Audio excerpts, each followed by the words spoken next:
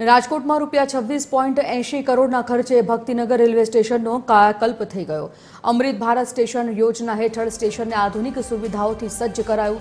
દૈનિક 4700 મુસાફરોને વિશ્વસ્તરીય પ્રવાસનો અનુભવ મળશે।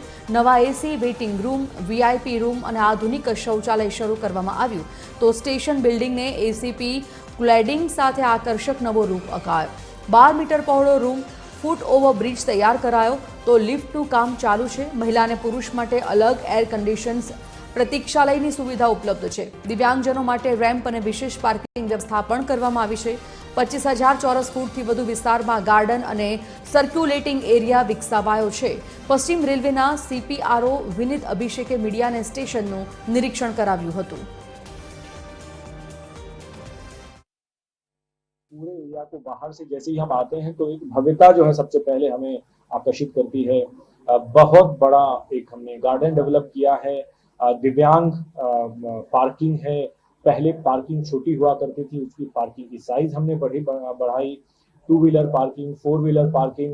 और उसके बाद जब आप स्टेशन परिसर में घुस रहे होते हैं तो राइट साइड आप देखते हैं कि एक एफओबी नई जो है हमारी वो बनी है।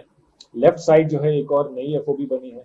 उसके साथ ही जब हम एंटर करते हैं तो बुकिंग विंडोज सारे रिनोवेट हुए हैं। दिव्यांग जनों के लिए स्पेशल बुकिंग विंडोज हैं।